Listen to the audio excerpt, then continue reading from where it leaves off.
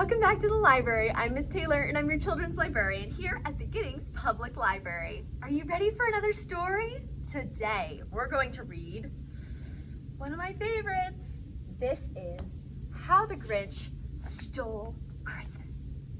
How the Grinch Stole Christmas by Dr. Seuss, published by Random House. Every Who down in Whoville liked Christmas a lot. But the Grinch, who lived just north of Whoville, did not. The Grinch hated Christmas, the whole Christmas season. Now, please don't ask why. No one quite knows the reason. It could be his head wasn't screwed on just right. It could be, perhaps, that his shoes were too tight. But I think that the most likely reason of all may have been that his heart was 2 sizes too small. But whatever the reason, his heart or his shoes, he stood there on Christmas Eve, hating the Whos, staring down from his cave with a sour, grinchy frown at the warm-lighted windows below in their town. For he knew every Who down in Whoville beneath was busy now hanging a mistletoe wreath. And they're hanging their stockings, he snarled with a sneer. Tomorrow is Christmas. It's practically here. Then he growled with his Grinch fingers nervously drumming. I must find some way to stop Christmas from coming. For tomorrow, he knew, all the Who girls and boys would wake bright and early and rush for their toys. And then, oh, the noise, noise. That's one thing he hated, the noise.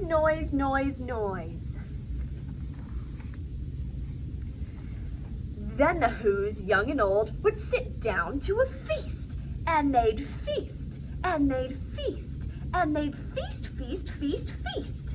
They would feast on Who pudding and rare Who roast beef, which was something the Grinch couldn't stand in the least.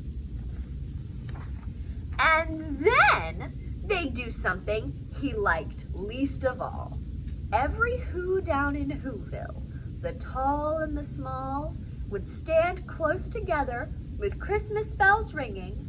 They'd stand hand in hand, and the Whos would start singing. They'd sing, and they'd sing, and they'd sing. And the more the Grinch thought of this Who Christmas sing, the more the Grinch thought, I must stop this whole thing. Why, for 53 years I've put up with it now. I must stop this Christmas from coming. But how? Then he got an idea. An awful idea. The Grinch got a wonderful, awful idea. I know just what to do. The Grinch laughed in his throat, and he made a quick Santa Claus hat and a coat. And he chuckled and clucked. What a great Grinchy trick. With this coat and this hat, I look just like Saint Nick. All I need is a reindeer. The Grinch looked around. But since reindeer are scarce, there was none to be found. Did that stop the old Grinch? No. The Grinch simply said, if I can't find a reindeer, I'll make one instead. So he called his dog Max, then he took some red thread, and he tied a big horn on the top of his head. Then he loaded some bags and some old empty sacks on a ramshackle sleigh, and he hitched up old Max. Then the Grinch said, giddy up, and the sleigh started down towards the homes where the Whos lay a snooze in their town.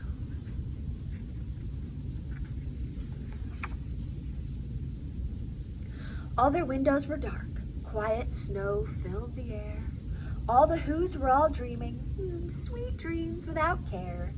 When he came to the first little house on the square, this is stop number 1, the old Grinchy Claus hissed, and he climbed to the roof, empty bags in his fist.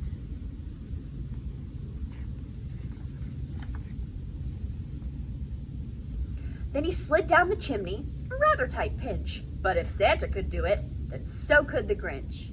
He got stuck only once, for a moment or two. Then he stuck his head out of the fireplace flue. Where the little Who stockings all hung in a row, these stockings, he grinned, will be the first things to go. Then he slithered and slunk with a smile most unpleasant around the whole room, and he took every present. Pop guns and bicycles, roller skates, drums, checkerboards, tricycles, popcorn and plums, and he stuffed them in bags. Then the Grinch very nimbly stuffed all the bags, one by one, up the chimney. Then he slunk to the icebox. He took the Who's feast. He took the Who pudding. He took the roast beast. He cleaned out that icebox as quick as a flash. Why, that Grinch even took their last can of Who hash. Then he stuffed all the food up the chimney with glee. And now, grinned the Grinch, I'll stuff up the tree. And the Grinch grabbed the tree and he started to shove when he heard a small sound like the coo of a dove. He turned around fast and he saw a small Who, little Cindy Lou Who was not more than 2. The Grinch had been caught by this tiny Who daughter who'd got out of bed for a cup of cold water. She stared at the Grinch and said, "Santa Claus, why? Why are you taking our Christmas tree? Why?"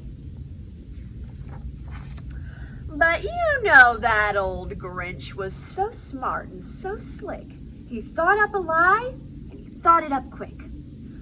"Why, my sweet little tot," the fake Santa Claus lied, "there's a light on this tree that won't light on one side. So I'm taking it home to my workshop, my dear. I'll fix it up there, then I'll bring it back here." And his fib fooled the child. Then he patted her head, and he got her a drink, and he sent her to bed. And when Cindy Lou Who went to bed with her cup, he went to the chimney and stuffed the tree up. Then the last thing he took was the log for their fire. Then he went up the chimney, himself the old liar. On their walls he left nothing but hooks and some wire. And the one speck of food that he left in the house was a crumb that was even too small for a mouse.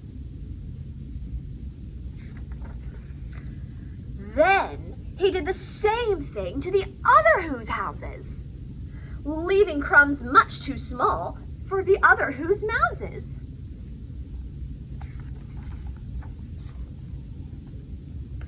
It was 15:15 dawn, all the Who's still abed, all the Who's still a snooze, when he packed up his sled.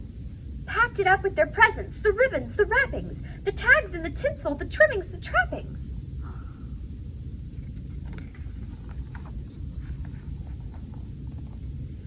3,000 feet up the side of Mount Crumpet, he rode with his load to the tip-top to dump it.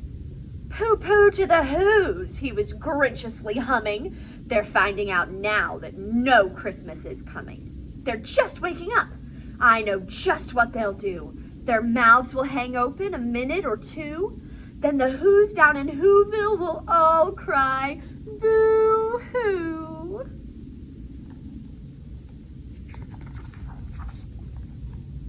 "That's a noise," grinned the Grinch, "that I simply must hear." So he paused, and the Grinch put his hand to his ear, and he did hear a sound rising over the snow. It started in low, and then it started to grow.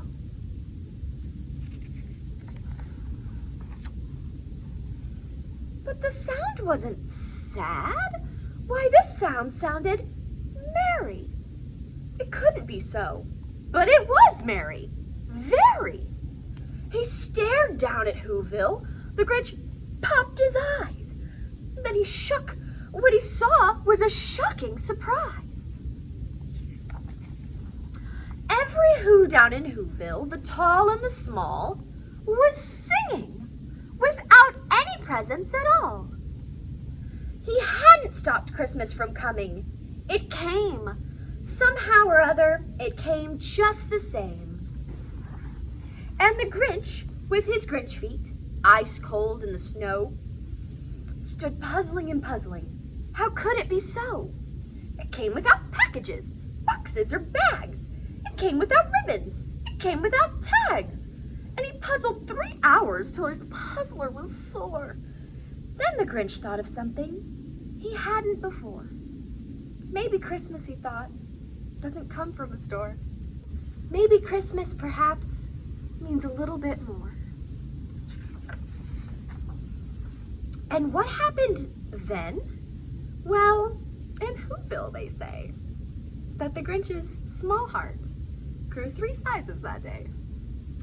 And the minute his heart didn't feel quite so tight, he whizzed with his load through the bright morning light, and he brought back the toys and the food for the feast, and he himself, the Grinch, carved the roast feast.